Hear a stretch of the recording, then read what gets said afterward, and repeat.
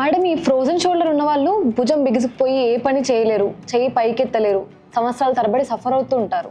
అసలు ఎందుకు తగ్గదంటారు? Frozen shoulder పక్కన పెట్టండి. ప్రపంచంలో ఏ నొప్పికైనా మనం అయితే పెయిన్ కిల్లర్స్ వాడతాం, లేకపోతే ఫిజియోథెరపీ.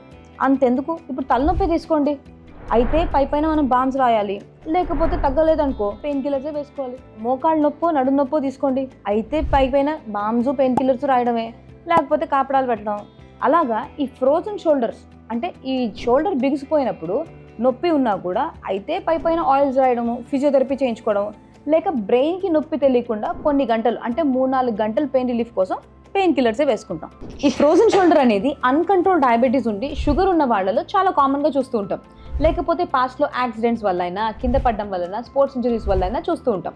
డాక్టర్స్ కూడా షుగర్ కంట్రోల్ చేసుకోండి, మీకు ఆటోమేటిక్గా నొప్పి తగ్గుతుందనే సలహాలు ఇస్తూ ఉంటారు.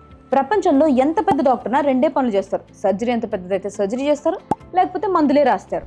ఇక వీళ్ళకు కూడా భుజం బిగుసుకుపోయి నొప్పి వస్తుందంటే డాక్టర్ అనేవాడు చాక్లెట్ అయితే ఇవ్వడు కదండి, పెయిన్ కిల్లర్సే ఇస్తారు, లేకపోతే ఫిజియోథెరపీ చెప్తారు. అయినా ఆల్రెడీ చెయ్యి బిగుసుకుపోయి నొప్పి ఉంటే చెయ్యి పైకి లేవట్లేదంటే దాని మీద ఎక్సర్సైజ్ చేయించడం ఎంతవరకు కరెక్ట్ అండి? పోనీ చెయ్యి బిగుసుకుపోవడం పక్కన పెట్టండి, చెయ్యి విరిగి వాపు వచ్చి నొప్పి వస్తుంటే నొప్పి తగ్గాక ఎక్సర్సైజ్ చేస్తామా, లేకపోతే నొప్పి తగ్గడం కోసం విరిగిన చెయ్యి మీద ఎక్సర్సైజ్ చేస్తామా? ఒక్కసారి ఆలోచించండి.